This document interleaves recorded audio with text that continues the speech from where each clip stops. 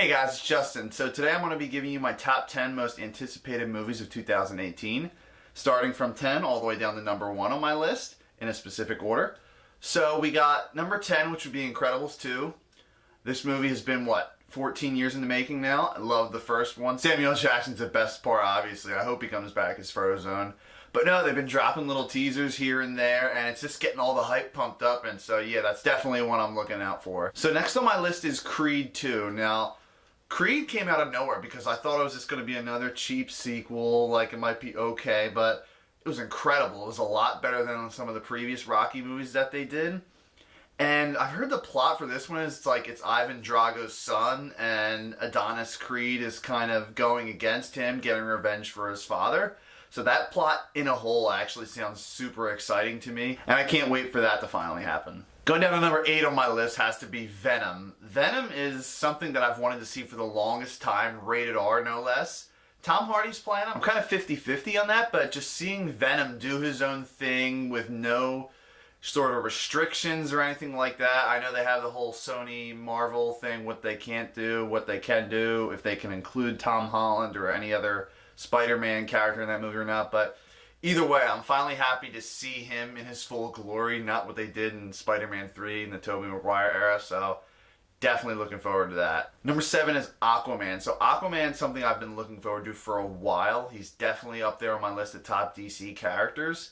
Jason Momoa plays like this Atlantean kind of long-haired, tattooed, brooding character, which is awesome compared to the green and orange tights you would usually see, the throwback costume. So definitely like that take on it. Can't wait to see what he does in his own solo movie. If I'm not mistaken, I think they said something about Black Manta is going to be the villain, but there might be 1 or 2 more villains in there. But either way, hopefully it's going to be a step forward for the DCEU. I know they have a new president, so definitely something to keep an eye out for. So you knew this had to be coming. Number 6 on my list is Avengers Infinity War. Now, this has been in the making for about 10 years now. You've had little Easter eggs pop here and there with Thanos, and he's in Guardians of the Galaxy, stuff like that. So they're finally building towards this huge team-up movie. Not to say team-up movies haven't been done in the past, like the Avengers, Captain America, Civil War, and in other universes with the DCEU, Justice League, Batman v Superman, but now you have everyone being in one movie, and I have no idea what the budget's going to be. I mean, I'm guessing at least $300 million with all these big name celebrities in there. So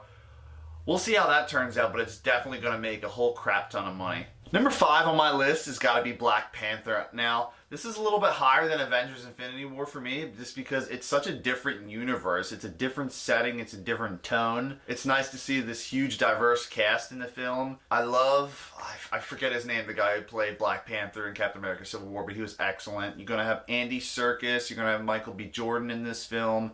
And it just looks so well done, beautifully shot. And I definitely can't wait to see that next month. Number 4, Ralph Breaks the Internet, Wreck-It Ralph 2. So this year actually has a lot of number 2 sequels, but this one is a little bit interesting. Wreck-It Ralph was a huge success because of its video game references, all of this other pop culture stuff sprinkled in there too. But the thing I'm a little bit worried about with this is, it's called Ralph Breaks the Internet. The premise is, instead of the arcade being plugged in, it's going to be a Wi-Fi router plugged into the arcade, so he's going to be going through the internet. Hopefully that means more online gaming and going through different servers of like Nintendo systems maybe, or Xbox, stuff like that.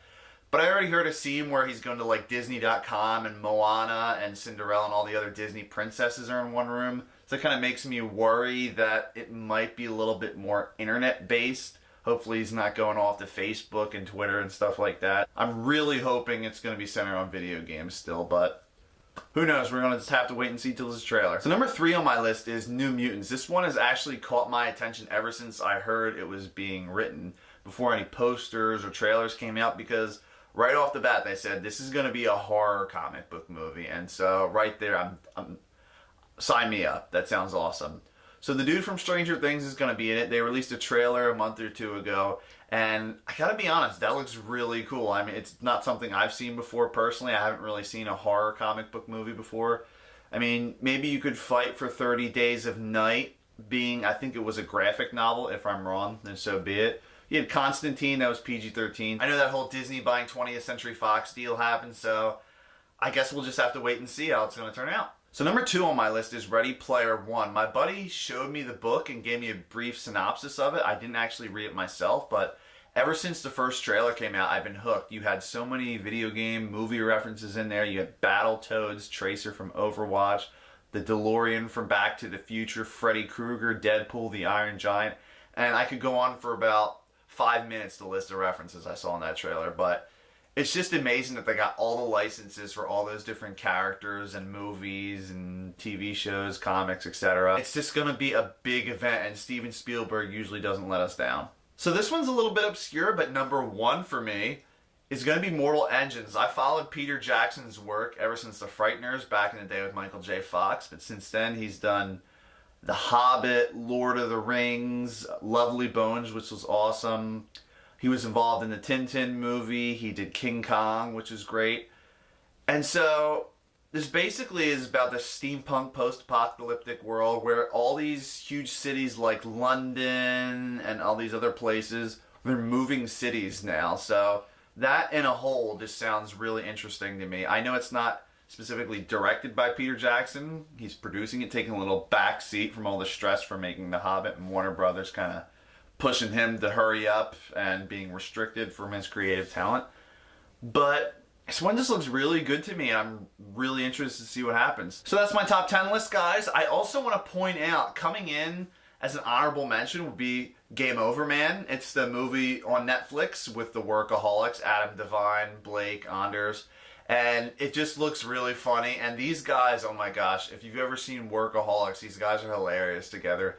Anything I've seen them in, they had a cameo appearance in Neighbors, so they were in that new show Ghosted with Adam Scott, and they were hilarious in it. Anything they touch is just so funny, and I just finally can't wait to see them in a big movie coming out. Thanks for checking out my video, guys. Hopefully I'll put more stuff out in the future. Thanks for watching.